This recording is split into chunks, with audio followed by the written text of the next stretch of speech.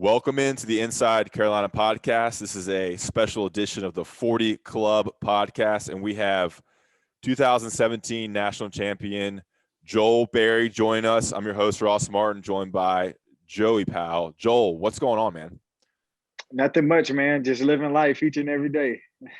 And you're in Turkey, right? Can you, what's going on there? Kind of break down what's going on in Turkey right now with you. Yeah, everything's good. We're at the end of the season. Right now, we're in a lockdown, so haven't been able to get out much. But we're doing what we can and trying to stay safe, trying to stay out of the way and stay healthy. Things look good for a little bit, and then we had to go back into a lockdown. But everything's good though, and basketball is going great. Yeah, what's that like playing there? I mean, what's Turkish basketball look like in your team, and how you kind of operate internationally with the basketball situation? Yeah, so I'm on a young team. We have a lot of guys who are 18, 19. The ages go as low as 14 and 15 years old. And so I'm like one of the oldest guys on the team, and I just turned 26. I mean, I'm still young, but that just goes to show how young our team is. So we're doing really good right now. Not too many people expected us to be where we are in the league because of the young team, and we're currently in the 7th spot right now. We're locked in for the playoffs with a big win last night. Nice. So that's really good for the organization. So things are going well. The good thing is, as far as travel, we really don't have to go that far since we're only playing in the Turkish league. We're not in the Champions or the Euro League where you have to, travel to other countries. So we get a chance to stay, kind of locally. So the travel hasn't been too bad. And we've hit a rough patch this last month. Our team dealt with some COVID cases. And we had to take a 2-week hiatus, and then some other teams had to have dealt with the same thing. So our league is going crazy right now with the COVID cases. Great. Let me take a step back here. I mean, I feel like we just jumped into this interview. Inside Carolina podcast. We have Joel Berry with us. Really appreciate him coming on. Remember to rate, review, and subscribe to the Inside Carolina podcast. Give us a 5-star rating. Give us a little review and mash the subscribe button. Of course, this is brought to you by Johnny T-Shirt and JohnnyT-shirt.com. We'll talk more about them in a little bit. Joey? So, Joel, something you shared just a second ago really already has my kind of my wheels in my head turning a little bit. How in the world does it feel to be the old guy at 26? And what's it like to play with guys that are that young? Because I would imagine they're still physically developing, right? Yeah. Like I said, I mean, the guys who they don't play with us. They don't dress out during the games, but they're from the youth team that our organization has. So they come and practice with us. So and like I said, it's as low as 14. And so it's tough because as for me, I'm still learning about professional basketball, and this is my first year playing overseas. Really it's really my 3rd year being a professional, so I'm still young in my professional career. So it feels weird when I tell people, I'm the oldest guy on the team, and they're like, well, you're still 26, and I'm like, that just goes to show how young our team is. So it's a little bit different, but I like it though. It tests me a little bit. So growing up in Florida, and playing high school ball, and I know you had all the accolades before you came to Carolina, but did you ever expect yourself to be getting this kind of worldly experience and being able to play ball while you were doing it? Well, one thing my dad always told me was, to use basketball, and it's crazy where, a basketball, when you think of it, from a bigger perspective, how crazy just, one basketball, the places that it can take you. And so it's amazing where it can take you, and the experiences that you have, the people that you get to meet, the people, part of being, having to be a part of somebody's legacy, as in Coach Williams, and what I'm doing now, it's just great to be able to use basketball to be able to just experience life in general. I mean, on my own time, I don't think I would have ever came to Turkey, but using basketball, it has given me a chance to see another part of the world that I necessarily wouldn't have, have done on my own. So it's just crazy where basketball can take you. And each and every day, some days are rough, but when you look at it from a bigger perspective, it's a blessing to be a part of it. I love that you have that perspective. It's something that we've talked about here on the 40 Club, and Ross and I share a friend in Jawad Williams, and Jawad has made a 15-year career after he got out of the NBA, traveling the world, and he's kind of brought his kids along in some places.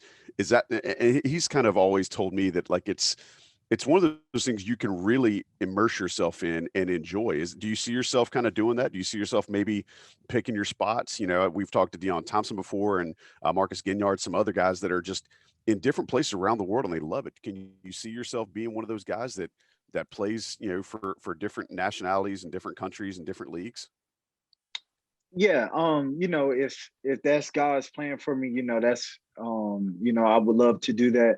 We all I still have, the goal of wanting to make it to the NBA, but, I take it day by day. And, if this is my calling and, being overseas is, what that is for me, then, that's what I'm gonna do. And I look forward to it. Part of being here, you do have to put yourself into the culture because it can get a little lonely here, not knowing too many people. Yeah.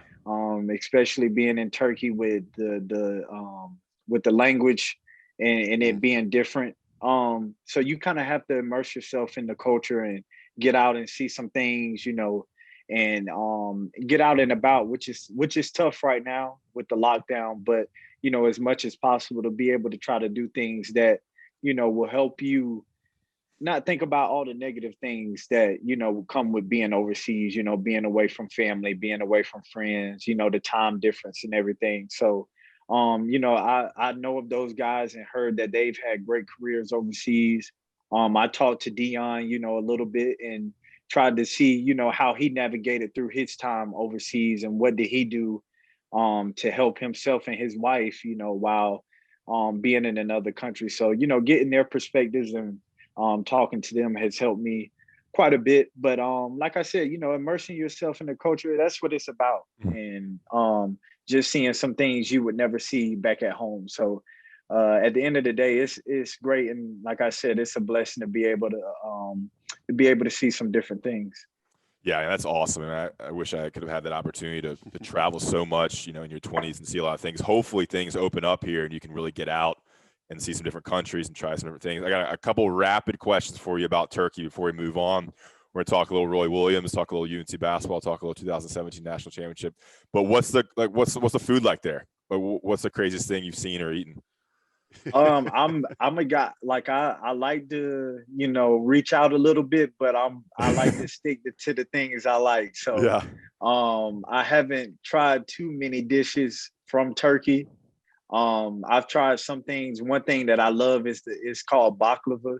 It's like a dessert, and it's so good. And we have like some of the local bakeries like bring it after practice, and I know it's so hard to stay away from, but I love that. But other than that, I haven't really tried any dishes, made from Turkey.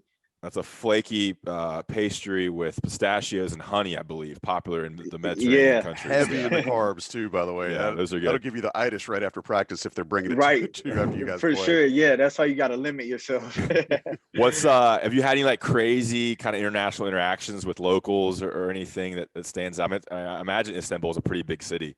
Usually in big cities, you can have some crazy stuff go down. Yeah, I mean, it reminds me of New York a lot. Okay. I mean, the traffic is ridiculous. I mean, one night I came back home from practice and it took me 30 minutes, and my apartment is like 2 minutes around the corner, and it took me like 30 minutes just to get back home. So that's crazy.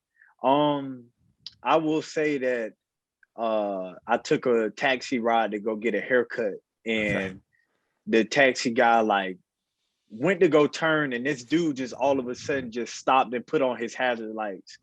And like I'm in the taxi and the dude stops. And I'm like, man, I'm trying to get somewhere. And he stops and like having like a staring contest with the other guy and almost got out of the car. And I'm like, man, I'm about to witness a fight right here in front of my eyes. That's funny. So yeah, it's crazy how they get pretty crazy in traffic, but that's probably the craziest thing. It's been pretty much a smooth ride for me. So yeah. And the language barrier always makes things difficult. Almost got like taken in custody in Slovenia at the Slovenian-Croatian border for a passport issue, and we were pretty scared in our rental car. That's a little, and you can't speak the language, so you're like lost. All right, we'll get back to some more international stories. First, I want to talk to you about Johnny T-shirt and JohnnyT-shirt.com. They're our sponsor. Head over to JohnnyT-shirt.com and check out their whole selection of UNC gear. Get yourself a basketball jersey, baseball jersey, anything. They have it all at JohnnyT-shirt.com. And right on Franklin Street, Inside Carolina subscribers get 10% off with the promo code found on the premium message boards, the football message board and the basketball message board. Johnny T-shirt and JohnnyT-shirt.com. Joel, did you ever find yourself on Inside Carolina when you were in school? I was quite a bit. Were you on the message boards? No, I didn't really look at the message boards. Just like that's a veteran move right there. Yeah, you don't want to read the message boards, especially after a loss. Right. I'm always wondering, like, do players see all the stuff that we write or see, you know, the message boards? I know y'all see the stuff on social media, and I know players get off social media during the season because of how brutal it gets. Yeah. I never paid attention to it. I might have saw like one or two things, but usually I try not to look at it. Great. So we're getting some Roy Williams talk here before we get into more of your career at UNC. Obviously, it was like, I guess, 3 weeks ago, or it was April 1st when Roy Williams. Like 5 years. Yeah, it's been intense coverage here at Inside Carolina. But Roy Williams retired, and it kind of came out of nowhere. I mean, he is 7 years old, so it wasn't a complete surprise. But where were you, and what happened in your mind when you found out the news that your coach for 4 years, Roy Williams, was stepping down and retiring from the head job at UNC? Yeah, so actually my birthday is on April 1st. So I was sitting in my apartment, and Sean May called me, and I honestly thought he was calling, to wish me happy birthday. And he was like, man, I just wanted to call you and let you know before the news came out that Coach Williams is deciding to retire. And in my mind, I'm just like, if something like that happens, you will hear about it. I mean, it's not like, Coach Williams, when you think about Carolina, it's Coach Williams. It's not like, no disrespect to smaller schools, but, it's when it's a decision like that, it's like everyone hears about it. And so I didn't hear anything about it. And when Sean called me, I was just really shocked. I didn't know what to say. I kind of knew that he was getting to the end of his career, kind of like you said, he's 70, so you would think that it was coming sometime soon. But I didn't think it would be this early. And so it was just really, I was shocked, and I'm still shocked today. But, I just know that Coach Davis would do a great job. But, when you think about Carolina, you think about Coach Williams, which is, that's what shocks me so much.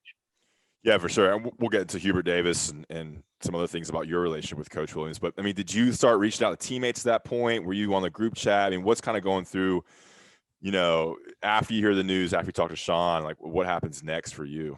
I mean, it was crazy for everybody. Imagine like fans, and then imagine people who played for him. It's gotta be very different. Exactly. I called Theo when I heard it, and he was like, yeah, man, I don't know what happened. Like, it just came out of nowhere. And I think that was everybody's reaction. Everybody was just shocked, honestly. Mm-hmm.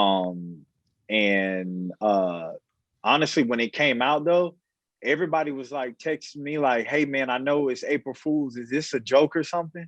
And I'm like, no, this is serious. He's retiring. And so I just think the way it happened, with being on April 1st, everybody thought it was a joke. Yeah. And then secondly, with it just being, there was no, it's like all of a sudden it just happened. There was nothing leading up to it, no one knew anything. It just all of a sudden came out of nowhere. So I called Theo and we really didn't know what to say, honestly. Joel, one of the things, and I appreciate your honesty about the Coach Williams retirement situation. One of the things I think a lot of fans have seen this year, and Inside Carolina's written about it a lot, was kind of the growing pains for UNC's freshman guards this year.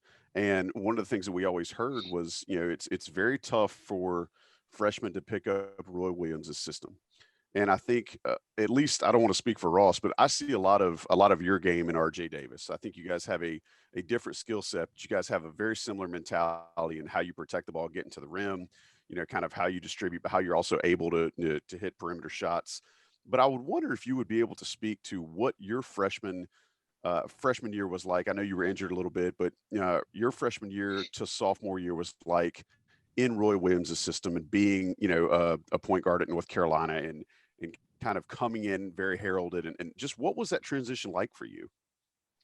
Yeah, I know a lot of people remember my freshman year, and my freshman year was really bad. The injuries.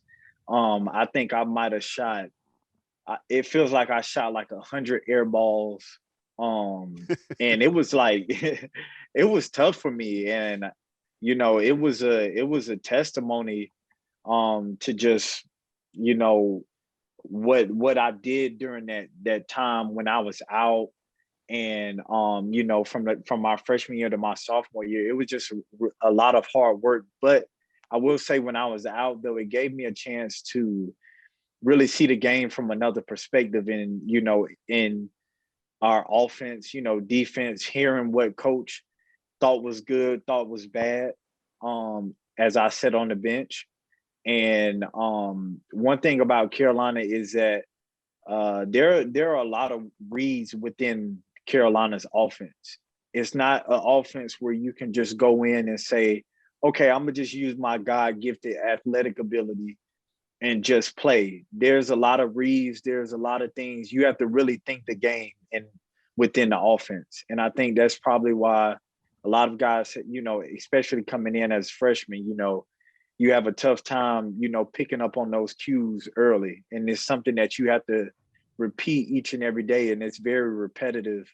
And so for me, like that's how I just made that huge jump from from my freshman and sophomore year, was just being able to see the game from another perspective and actually get a chance to see the reads, without having to, worry about, okay, thinking about on the bench what I'm gonna do when I get in the game. I was able to just be able to sit back and just really take a look at the game and see it for what it was and see all the reads and everything, like I said, from another perspective. Yeah, you kind of answered my follow-up. Like, is that what makes it so tough as a freshman point guard? We've seen guys have success with it. We've seen guys struggle with it. I would think Caleb Love and RJ Davis at times struggled this year. Is it the reads in the offense that makes it so tough for a freshman point guard? Is there anything else that makes it difficult? Is it the physicality? Is it the speed of the game? Is it really pushing the ball? Is there anything else that sometimes calls the defense? Forces freshman guards to struggle under Roy Williams' system. Yeah. If you look at it, if you study or look at Carolina's game, you will see the point guard is really making like a ton of calls a game. Think about how many possessions are in the game, especially with our team and the way we push the ball. There are a lot of reads, there are a lot of play calls.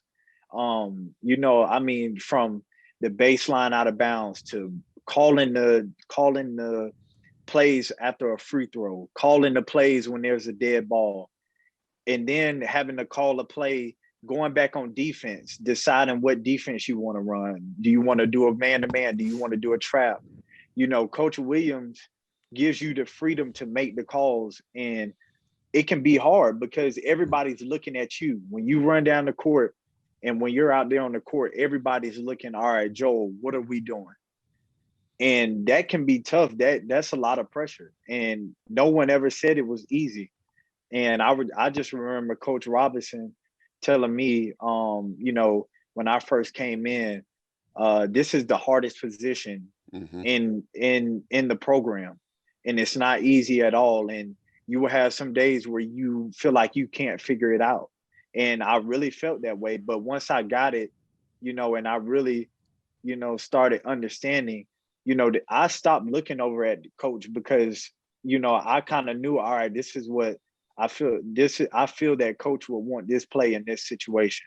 And then it also comes down to knowing your teammates too, and how to get your teammates going. And like I said, just by what I've been explaining, it goes to show how much goes into being a point guard at Carolina. Joel, with all the stuff you dealt with your freshman year, did you ever think about leaving? I actually did think about leaving my freshman year, and I don't tell it much because everybody will focus on that, but it's true. I did think about leaving, but I have great parents, and they told me to think about my situation in another way, and that's what really made me, that's what really changed my way is, instead of thinking about all the negative things, to think about, all right, what can I do to be able to get more time on the court? And that's when I really started studying the game, studying the offense, watching plays of, guys like Raymond Felton and Ty Lawson, who had great careers, and what they were doing. And that kind of helped me out. So I changed my whole perspective. But at one point, I did think about leaving. Yeah, I appreciate your honesty there. So, I've obviously everybody knows how you're able to morph from your freshman year, your sophomore year. You guys get to the national championship, heartbreaking fashion, the way things go down. But I think you really took a huge leap there that we talked about a few minutes ago. And at some point, you earned what is mostly acclaimed by folks around Carolina basketball is the highest award you can claim is that Roy Williams called you a tough little nut. What does it mean to be a tough little nut to Roy Williams? Yeah, it means everything. I mean, one, just in that, it just shows the relationship that him and I had. It just went beyond basketball.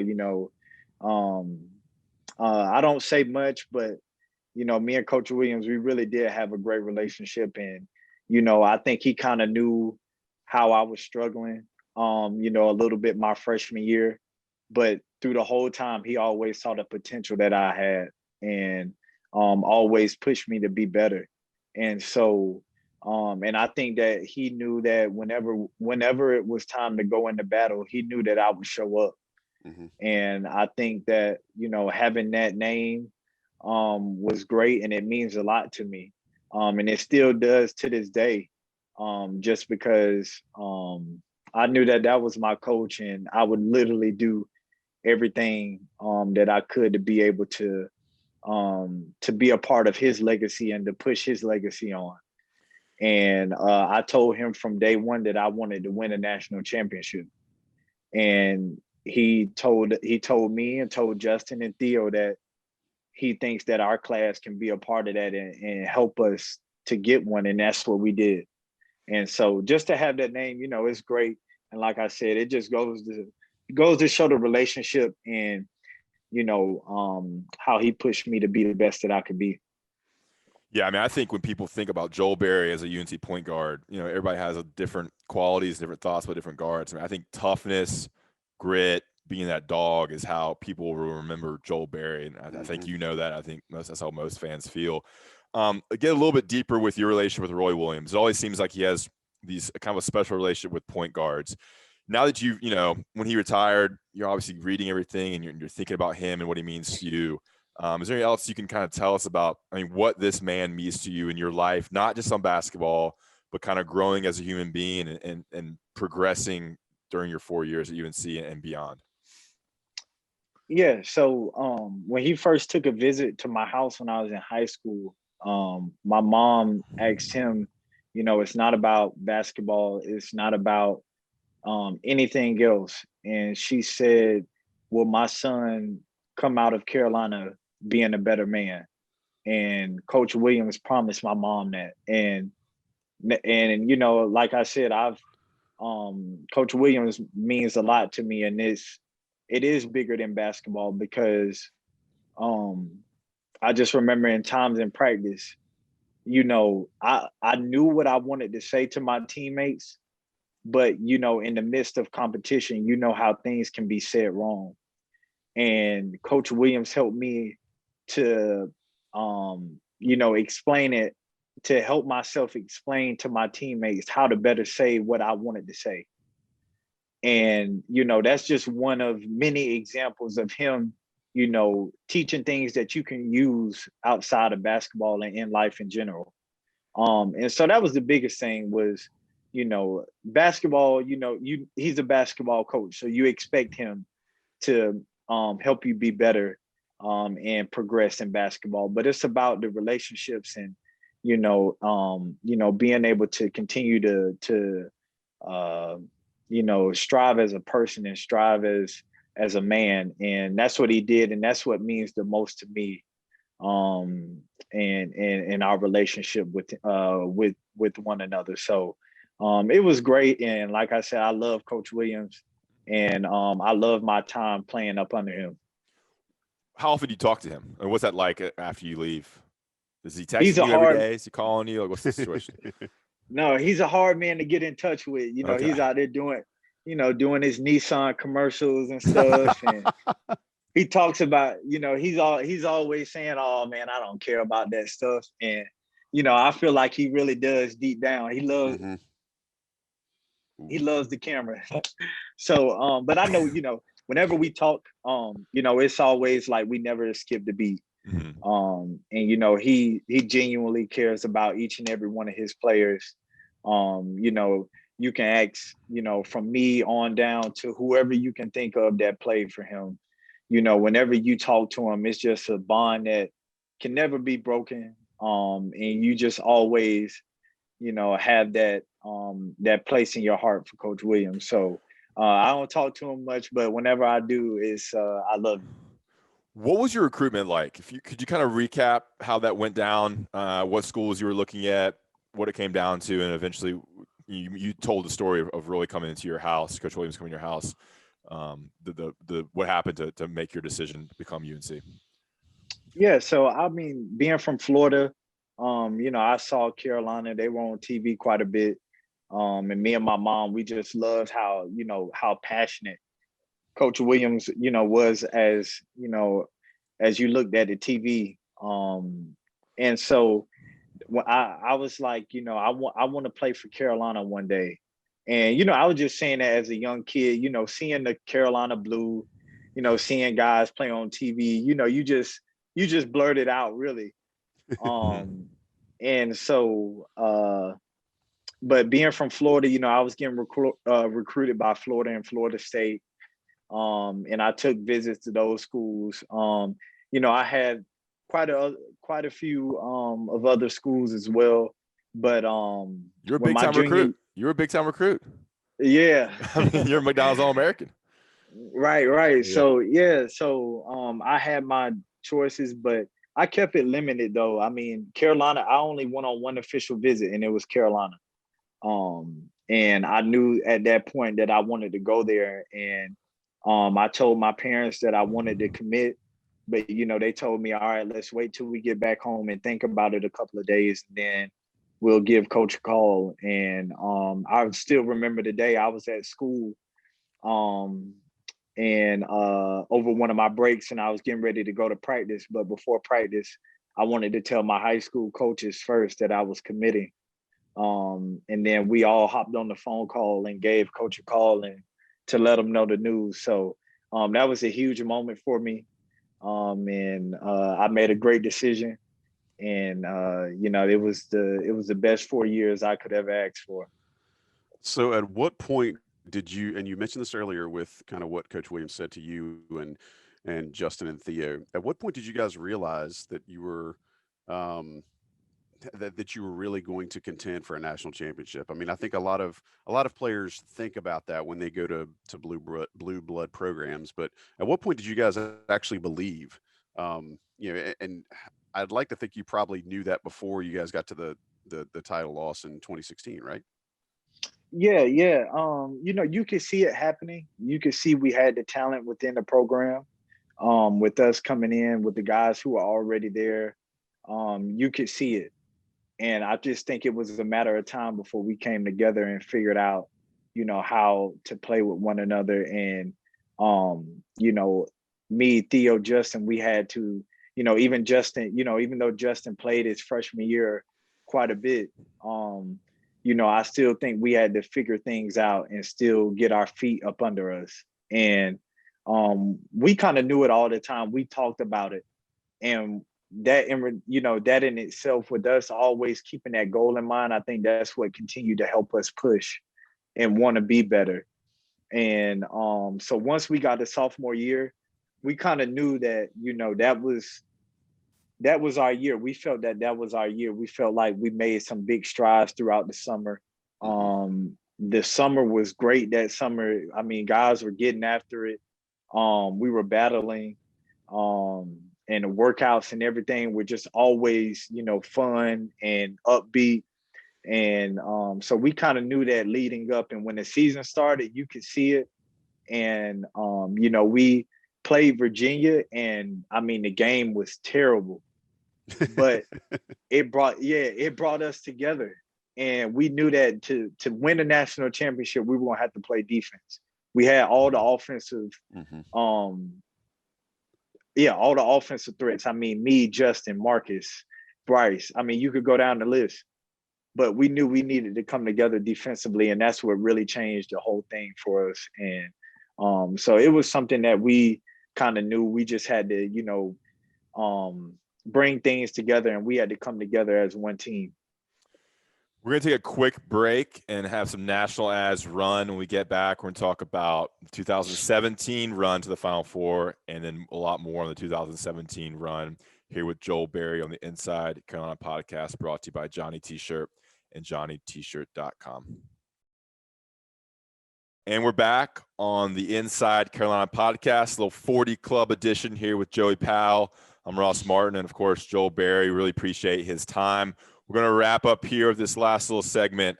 We kind of got into the 2017 title or 2017 Final Four run, and then a little bit on the 2017 title. But I mean, I was in Houston in 2016, sorry. And it was a crazy game, that championship game. And I mean, I don't want to get too deep into the emotions here, but I mean, what was that like when Villanova hit that shot? And I mean, I remember going to that locker room after, and it was maybe does it still wake you up in a cold sweat, Joel? It was the saddest thing I've ever been to. I remember I talked to Joel James, tried to interview Joel James, and he wouldn't talk to me in the locker room. I mean, it was just sad. So what was that like when you saw that shot go through? What was that moment like when Marcus Page hit that shot? Just kind of take us into a brief glimpse into that kind of room, that moment. Yeah, it was really tough. I mean, as you could see all the emotion just in the locker room. I mean, it was hard to look at Coach Williams. I mean, you would think on a regular day, when Michael Jordan walks into the locker room, you sit up and you listen. And with a figure like that walking into the locker room, it was still hard to listen. Even though I do remember the moment of him speaking, it's just still hard because we went out there and we put it all out on the line, and to lose on the last second shot like that, knowing that you had the momentum going into the last seconds of the game, it's tough. And it was just hard. And we knew we had seniors who, Marcus, Bryce, Joel, we really wanted to do something special with them, and which we did. But we wanted to complete the task, and we fell short, and it was just devastating. But it's something that, as Joey said, I still get cold sweats just watching the game, watching it. Every time you see March Madness come up, you see the shot, and I'm just like, man, y'all could just stop running that on air. I think we've seen it enough. So it's hard, but it was a good moment for us. So. Did Jordan talk to y'all before the game too at all? No, he only talked to us after the game. Okay, so you have this crazy moment. and you're walking the locker room, and then just Michael Jordan walks in at some point and gives you all a little speech. Is that kind of how it went? Yeah, it did. And we didn't know it was going to happen. I mean, we knew he was at the game, but we didn't know he was coming to talk to us. Great. Let's get into the 2017 title run. I mean, you lose Marcus, you lose Joel James, you lose Bryce Johnson. So you lose some key pieces, but you have the core coming back with you. I think Kenny Williams was healthy at the beginning of that season. Is that right? Yeah, he was. Yeah. And then, of course, Theo Pinson, Justin Jackson, Isaiah Hicks, Kenny Meeks. You add Tony Bradley. I mean, you have to mention Nate Britt, too. I thought Nate Britt was a great backup point guard for that team, and I think teams need that role as well. And it's a good season. It's not like you're not the number one team the whole year, but you're definitely in that top group the whole year. When you're entering the tournament, what's kind of the mindset you're entering it with? And then, I mean, there's some really close games on the path to the Elite Eight, and we'll get to that moment in a second. Yeah, we kind of knew, all right, we just lost the national championship. We wanted to make it back, and we knew we had the team to do it that year too. With all of us coming back, having Kennedy, having Isaiah, having Nate Britt as our seniors, we knew we had the pieces to do it. And it was just a matter of if we wanted to do it. You can get complacent just reaching a national championship, coming back the next year and saying, I guess we just go into the season, whatever happens, happens. And, our coaching staff, my strength coach, Jonas, I think everybody knew that we really wanted to get back, and they did whatever they could to help us out. And I mean, it was really a crazy tournament. I mean, It didn't go smoothly at all with, the close games that we had, the injuries. I mean, it goes on and on. So it wasn't, the smoothest ride, but that's what made it so worthwhile. And when you see all the pictures from and all the videos from, the championship and when we won it, that was just all the emotions that we were experiencing, throughout the tournament. Joel, one of the things that you talked about, the close games early on in that tournament, I think you guys get compared to the 2009 team a lot, which may be fair or unfair. 2009 and 2005 are always pitted against each other, but you guys, I guess the 2009 team, they seem to be able to just turn the switch on before any game whenever they wanted to. I think your squad, your junior year in 2017, during that tournament run, seemed to be able to find a reserve, or maybe it was another gear when you guys needed it. I'm specifically thinking about that game against Arkansas. At what point, or how did you guys find that amongst yourselves in the middle of a game? Whereas to somebody like 2009, it was like, okay, they're going to come out and flip the switch before the game. You guys seem to be able to find it when you hit some adversity. Was it because of what you'd seen in 2016, or did you guys as a unit just know when to kind of dig into each other?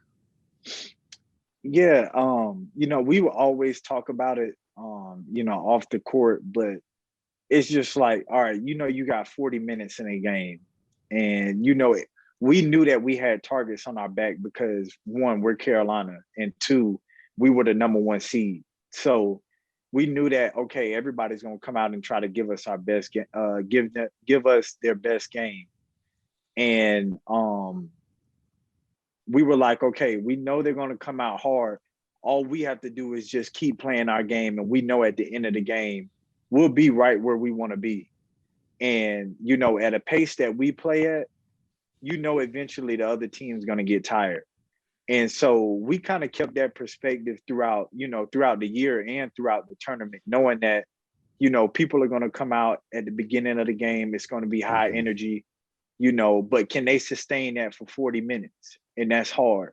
And that's with any team, you can come out, but once those legs start getting tired and, you're having to play at our pace, it's about, all right, can they last that long? And we kind of knew, as long as we stay around in a game like that, we're going to come out on the top. And so we just always kept that perspective.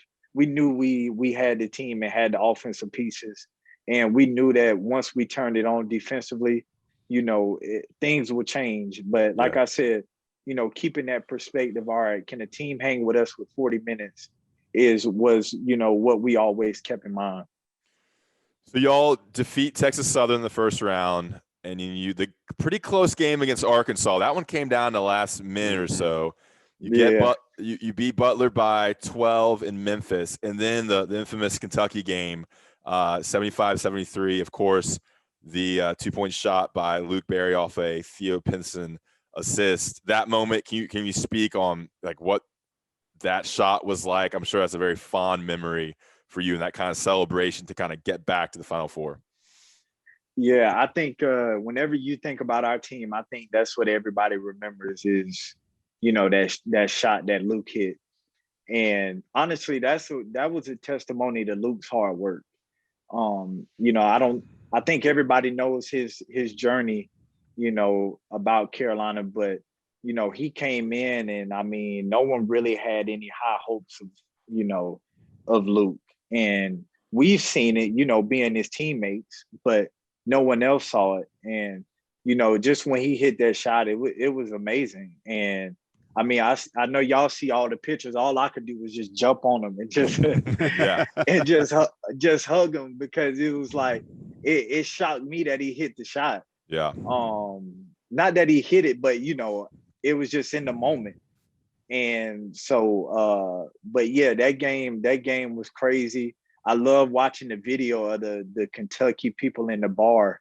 Yeah. And that one guy, the one little guy. Yeah. The dude with the blue he's sitting Kentucky there like, jersey on, just crushed, like his soul just leaves his body. You can see it. Right.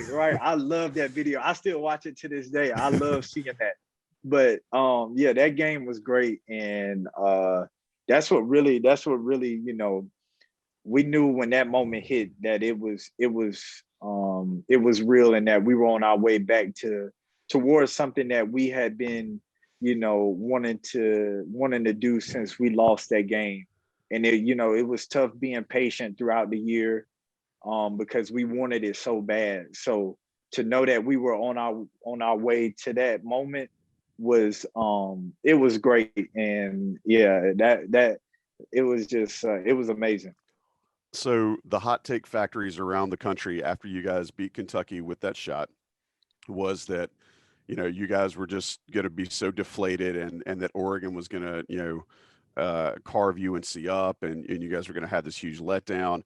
And okay, whatever, that would have been easy for you guys to do.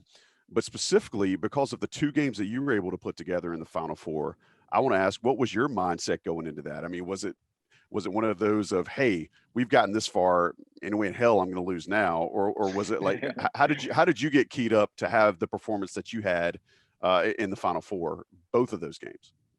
Yeah, well, for me, it was crazy because in that Kentucky game, I really thought that was my last game because I twisted my other ankle. And I went to the locker room and I was like, I really think this might be my last game. I don't know if I can go out on the court. And then I just knew that, it was something that hit me that was like, all right, this is bigger than me. We've been thinking about this since we lost in 2016. There's no way I can just lay down. So I knew that even if I wasn't at 100%, just being on the court would help our team. And so when we got to the Final Four, literally from like the time I woke up in the morning until late at night, I was doing ankle recovery stuff. I was with Jonas. I was with our athletic trainer, Doug. Like all I had on my mind was basketball, really, because I was just trying to prepare myself to be ready to play. And I was just in basketball mode for, I don't know how many days we were there, but that whole time it was all basketball for me. It really felt like being a professional. And so we just knew that we got to that moment and it was time. It was real. We were back where we wanted to be. And like you said, there was no way that anybody was going to stop us from getting to that national championship game, no matter what it took. And you could see that in the way that we were competing. And I mean, I get chills today. It was a great moment, and just the games that we put together to get back to that moment was amazing. I remember, Joel, I wrote about 3 articles a day on your ankle that week. Because like that's what people wanted to click on. They want to know the status of Joel Berry's ankle. So Right. any quote, anything from you or coach, I was putting into an article. All right, so you get to the Final Four. You went to 2, but how different is it when it's in that football stadium, a massive arena? It looks like a spaceship out there in the desert in Arizona, and it just feels so intense. Like every possession matters so much more in the Final Four game, in the championship game. What kind of is that like being on that stage, knowing that everyone's watching you, and you played in 4 games like that? Yeah. Man, the Final Four is an amazing time. Outside of the game, the things that you do, going to the banquets, we really had fun. We embraced the moment during those times. Even, in the year that we lost, we embraced the time. I mean, they had like all these activities, where you could go and like hit a wiffle ball. They had a wiffle ball section. They had the section where you could make the diving football catch onto the pad. Like we were just enjoying our time, and I think that's what kept us relaxed, like during the tournament. You taking pictures and stuff, doing all the promos, all that stuff. It was fun, but we had a really outgoing team. With Theo leading it all, but it was just it was great, and that's how we were able to relax when it came down to the games and be able to lock in. We weren't intense. We knew what was at stake, but at the same time we enjoyed it to where it wasn't a burden on us to, all right, now all of a sudden we have to lock in. Like it was just something that came natural, that we knew, all right, off the court, we're going to be ourselves, but on the court, we know we got to take care of business. And that's how it was in all of in both of the Final Fours. So, like I said, we knew what was at stake, but we kept it relaxed, and that's what helped, playing in a big stadium like that. And you were named most outstanding player of the Final Four. Your stat line against Gonzaga in the championship game, 37 minutes, 7 for 19 from the field. You took a lot of shots. You took a lot of threes too. 4 for 13, 4 for 8 from the free throw line, 6 assists, 3 rebounds, 2 steals, 1 block, 1 turnover, 3 fouls, and 22 points.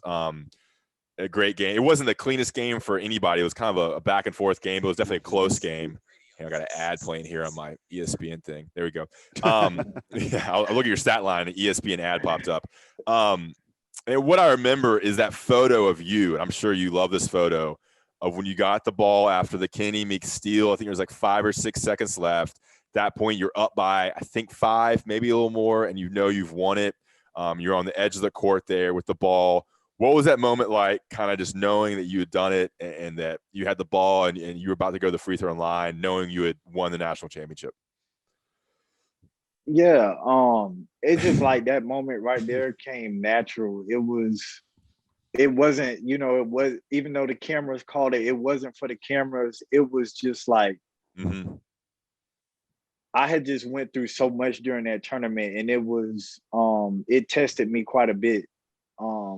I mean, back to when we played in South Carolina in the first and second round, I literally had to travel to Charlotte to work with somebody just to play against Arkansas, and then working because I had twisted my ankle in the first game, and just trying to like figure it out and just trying to stay grounded and continue to push. That all those emotions came out in that photo. And I mean, I still had the magazine, and I still had that photo, and I look at it all the time.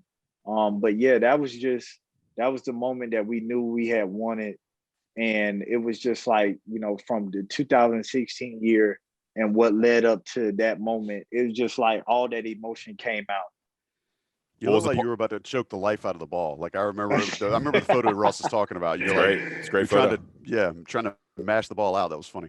What was the party like after that championship in Arizona and then back in Chapel Hill? Oh yeah, it was epic. It was a lot of fun. Not anything I want to say on air, but it was a lot of fun. So being able to get back and seeing the way the school embraced us.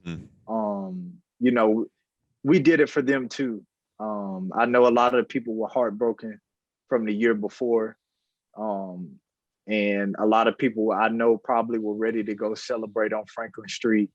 And, it going around campus that year, just, and seeing like when everybody graduated from that year, and hearing about what was everybody's best moment, and to hear them say, we rushed Franklin Street, that just goes to show that it was bigger than us. I mean, the school embraced us. Everybody embraced us. Everybody knew the talent that we had, and everybody loved our team just because we were always just us. And so that's what was great for me, was just being able to do something that I knew not only affected us, but had a big impact on our school. So you talked about everybody else having their memory of the national championship as kind of their lasting memory of college. What's your lasting memory of UNC? And it can be something off the court or something away from basketball. I mean, what sticks with you about your time in Chapel Hill? Yeah, I feel like it's just the relationships I built. I really lost myself in the school. I had friends that weren't, that weren't part of any sports. I had friends that, were part of sports from other teams.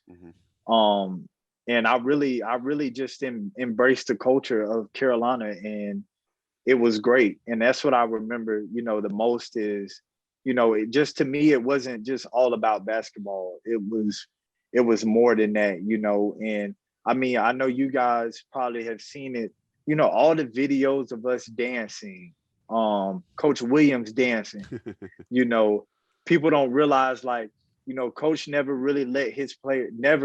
had let his players listen to music on the bus. And all of a sudden we played music and he gets up singing, like, and the other coaches start singing, and, our managers, start singing. It can be a little difference between, like managers and players. We had a good, good relationship with our managers. They were singing on the bus. So to me, basketball is basketball, but it's the culture that we built when we were there, that I remember the most, and that I will always remember, and just how much fun we had doing what we did. And it was a lot of fun. And that's what I tell people about. I really don't tell people about the basketball. I tell them about, the culture that we built, around when we got to Carolina, and just how we were able to enjoy ourselves and enjoy what we were doing. So when I ask you this one, and this is going to be a little bit of a curveball, but excuse me, hopefully it'll be a hanging curveball that you can get a good wrap on. Because you used to be a baseball player, didn't you? No, I played football. Okay, football. I knew you were a double sport guy, but Alabama fan. Forgive me. Yeah, huge Alabama fan. Yeah, I remember you walked into the media room with the Alabama jersey that one time. Yeah, with my name on the back. That's right. All right, well, forgive me. I'll try to make this a nice little over-the-shoulder catch then for you. You talked about the culture just now, and the culture you guys had created as part of the team, and that was part of Carolina basketball. Recently, UNC made a real big culture hire, and transitioning from Coach Williams to Coach Davis, who you played for when he was an assistant at UNC. I got to ask you, do you think Hubert Davis can do it? Do you think he can maintain the level of success that you guys have had? Do you think he can continue to build on what Coach Smith and Coach Guthridge and Coach Williams have put together? I think he can. And when they first hired Coach Davis, I think they hired him with the intention to make him the next head coach. I didn't know who was going to be the next coach, but I kind of had an idea based off of what I've heard when I was there. And, you know, he coached the JV team, and the JV team did, you know, really good up under him. And so I kind of knew that was going to happen. I was hoping that they would keep it in the family. But, you know, we had other candidates, you know, Wes Miller at UNCG did a great job with that program. Congrats to him on, you know, going to Cincinnati. And then, you know, Jerry Stackhouse, who has been making his way throughout the NBA in the coaching level. So I was hoping that they put it, you know, kept it in the family. And then I saw Coach Davis, and I loved the decision. Coach, you guys have seen Coach Davis. He's one of the nicest guys. But I've Yep. seen the other side of him too. And it's not, you know, it's he's really competitive. And there was times in film study where you're like, was that really Coach Davis that said that? Like nothing off the wall, but just seeing the other side of him, because, you know, he's such a nice dude. And so I think it's a great decision. I think that he will do great. He's stepping into some huge shoes. And, you know, it's not like Carolina had, you know, too many head coaches. You know, when you think about Carolina, you think about Dean Smith and you think about Coach Williams. And so stepping into his shoes after, you know, just all of Coach Williams' career and everything is huge. But I think Coach Davis and his competitiveness and how he is as a person, I think he's ready for the task at hand, and that I believe he will do a great job. All right, great. Joel, we really appreciate it. That kind of wraps it. Perfect bow to this podcast. Really appreciate your time. I've always appreciated your honesty. I think, you know, as a quote during when you were a player, you were always kind of told how it is. Yeah. Whether your teammates liked it, whether the media liked it, whether anybody liked it, you kind of were pretty brutally honest and straight, which is always appreciated. Love covering you for 4 years at UNC, and we really appreciate you coming on the Inside Carolina podcast. Joe, you got anything? No, man, just appreciate the time. Hope that Turkey is kind to you, and whatever your next stop is, man, keep us posted. I know there's a lot of folks listening to this podcast and watching this on YouTube that are big fans of JB2. So keep us posted and make sure you I wish you all the best and appreciate you joining Ross and I today. Yeah, thank you guys for having me. It's always good being able to loop around and talk about Carolina. So thank you guys so much. And wish y'all luck in what y'all are doing. Awesome. There you have it. Thanks for listening to the Inside Carolina podcast, brought to you by Johnny T-Shirt and JohnnyT-Shirt.com.